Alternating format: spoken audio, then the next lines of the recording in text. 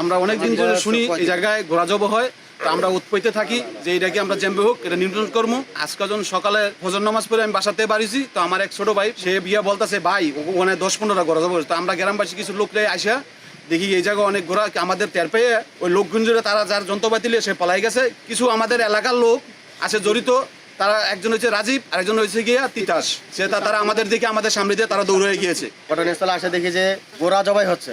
এই তথ্যটা অনেকদিন ধরে চলতেছে এই চক্রটাকে ধরার জন্য, কিন্তু আজকে তার হাতে নাতে কেউ ধরা পড়ছে, তারা পালায় চলে গেছে, তাদের কাপড় চোপড় আছে এবং তারা যে ঘোড়ার গোস্তকে গরু গোস্ত হিসেবে সাপ্লাই দিত তার সিনটা হচ্ছে এখানে ব্যাগ, প্রচুর ব্যাগ পাওয়া গেছে, ব্যাগের ভিতরে গোস্ত পাওয়া গেছে এবং জবাইকৃত 11টি ব্রাহ্মণবাড়িয়ায় গরুর মাংস হিসেবে বিক্রির উদ্দেশ্যে জবাই করা 11টি ঘোড়ার মাংস উদ্ধার করেছে স্থানীয় জনতা।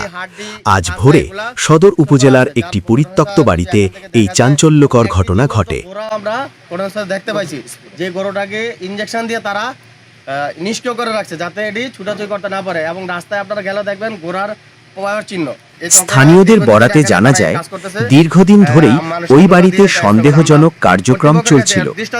গোপন সংবাদের ভিত্তিতে আজ ভোরে এলাকাবাসী সেখানে হানা দিলে দেখা যায় বেশ কিছু অসাধু চক্র ঘোড়া জবাই করে তার মাংস ব্যাগে ভরছে। স্থানীয়দের উপস্থিতি টের পেয়ে জড়িতরা কৌশলে পালিয়ে যায়। কিন্তু আজকে সকালে আমরা ডিউটি থেকে আসে জানতে পারছি এখানে একটা মানুষ হইলা করতেছে।